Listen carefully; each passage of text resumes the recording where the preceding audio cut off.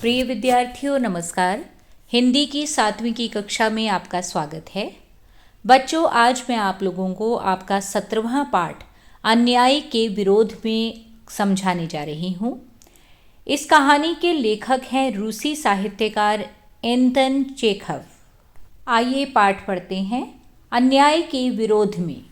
बच्चों, लेखक इस कहानी में कहते हैं कि कुछ दिन पहले की बात है। मैंने अपने बच्चों की गवर्नेंस जूलिया को अपने पढ़ने के कमरे में बुलाया और कहा, बैठो जूलिया, मैं तुम्हारी तनख्वाह का हिसाब करना चाहता हूँ।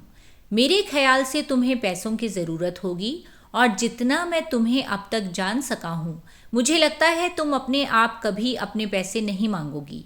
इसलिए मैं खुद ही तुम्हें पैसे देना चाहता हूँ। हाँ, तो तुम्हारी तनख्वाह 30 रूबल महीना तय हुई थी ना? बच्चों, जिस तरह से भारत में रुपया चलता है वैसे ही रूस में रूबल चलता है। जी नहीं, 40 रूबल, जूलिया ने दबे स्वर में कहा, यानी धीरे से कहा। नहीं भाई, 30। मैंने डायरी में नोट कर रखा है। मैं बच्चों की गवर्नेंस को हमेशा 30 रूबल महीना ही देता आया हूँ। अच्छा, तो तुम्हें हमारे यहाँ काम करते हुए 2 महीने हुए हैं।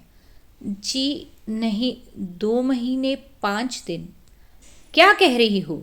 ठीक 2 महीने हुए हैं भाई, मैंने डायरी में सब नोट कर रखा है। तो 2 महीने के बनते हैं 60 रूबल, लेकिन 60 रूबल तभी बनेंगे जब महीने में एक भी नागा ना हुआ हो।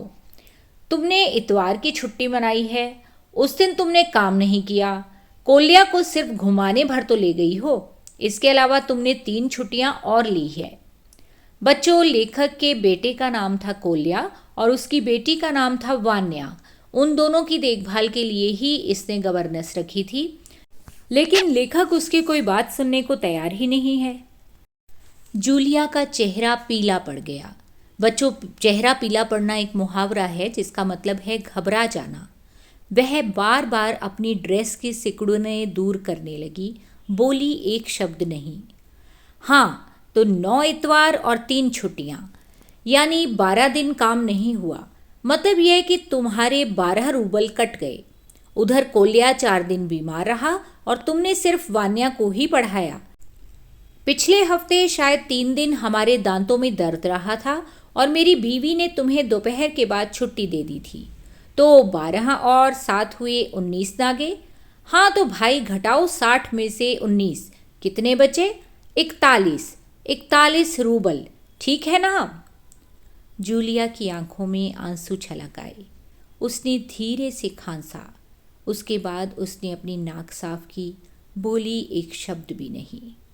बच्चों, जूलिया बहुत ही भीरू यानी डरपोक किस्म की औरत थी जो अपने हक के लिए भी आवाज़ नहीं उठाती थी। हाँ, याद आया, मैंने डायरी देखते हुए कहा। 1 जनवरी को तुमने चाय की प्लेट और प्याली तोड़ी थी। प्याली बहुत कीमती थी, मगर मेरे भाग्य में तो हमेशा नुकसान उठाना ही बदा है। चलो, मैं उसके 2 रूबल ही काटूंगा। अब देखो, उस दिन तुमने ध्यान नहीं रखा और तुम्हारी नज़र बचाकर कोल्या पेड़ पर चढ़ गया और या वहाँ खरोंच लगाकर उसकी जैकेट फट गई। 10 रूबल उसके कट गए। इस तरह तुम्हारी लापरवाही के कारण नौकरानी ने वान्या के नए जूते चुरा लिए। अब देखो भाई, तुम्हारा काम बच्चों की देखभाल है, तुम्हें इसी के पैसे मिलते हैं। तुम अपने काम में ढील दोगी तो पैसे कटेंगे या नहीं? मैं ठीक कह रहा हूँ ना? तो जूतों के लिए 5 रूबल और कट गए। और हाँ, 10 जनवरी को मैंने तुम्हें 10 रूबल दिए थे। जी नहीं, आपने मुझे कुछ नहीं, जूलिया ने दबी जबान में कहना चाहा। अरे, मैं क्या झूठ बोल रहा हूँ? मैं डायरी में हर चीज़ नोट कर लेता हूँ। तुम्हें यकीन ना हो तो दिखाऊं डायरी? जी नहीं, आप कह रहे हैं तो आपने दिए ही होंगे। दिए होंगे नहीं, दिए हैं, मैंने कठोर स्वर में कहा। तो ठीक है, घटाओ 27 41 में से बचे 14। क्यों, हिसाब ठीक है ना? उसकी आंखें आंसुओं से भर उठी। उसके तमाम शरीर पर पसीना छलछला आया। कांपती आवाज़ में वह बोली, मुझे अभी तक एक ही बार कुछ पैसे मिले थे और वे भी आपकी पत्नी ने दिए थे। सिर्फ 3 रूबल, ज़्यादा नहीं। अच्छा, मैंने स्वर में आश्चर्य भरकर कहा। और इतनी बड़ी बात तुम्हारी मालकिन ने मुझे बताई तक नहीं? देखो, हो जाता ना अनर्थ। खैर, मैं इसे भी डायरी में नोट कर लेता हूँ। हाँ, तो 14 में से 3 और घटा दो, बचते हैं 11 रूबल। तो लो भाई, ये रही तुम्हारी तनख्वाह, ये 11 रूबल, देख लो, ठीक है ना? उसने कांपते हाथों से 11 रूबल लिए और अपनी जेब टटोल कर किसी तरह उन्हें उसमें ठूंस लिए और धीमे विनीत स्वर में बोली, यानी विनम्रता से बोली, जी धन्यवाद। मैं गुस्से से उबलने लगा। कमरे में चक्कर लगाते हुए मैंने क्रुद्ध स्वर में कहा, यानी क्रोधित होकर कहा, धन्यवाद किस बात का? आपने मुझे पैसे दिए, इसके लिए धन्यवाद। अब मुझसे नहीं रहा गया।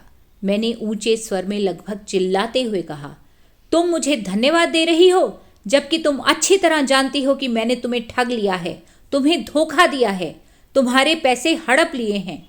इसके बावजूद तुम मुझे धन्यवाद दे रही हो? जी हाँ, इससे पहले मैंने जहाँ जहाँ काम किया उन लोगों ने तो मुझे एक पैसा तक नहीं दिया। आप कुछ तो दे रहे हैं। उसने मेरे क्रोध पर ठंडे पानी का छींटा सा मारते हुए कहा, उन लोगों ने तुम्हें एक पैसा भी नहीं दिया? जूलिया, मुझे यह बात सुनकर तनिक भी अचरज नहीं हो रहा है, मैंने कहा। फिर स्वर धीमा करके मैं बोला, जूलिया, मुझे इस बात के लिए माफ़ कर देना कि मैंने तुम्हारे साथ एक छोटा सा क्रूर मजाक किया, यानी बुरा मजाक किया, पर मैं तुम्हें सबक सिखाना चाहता था।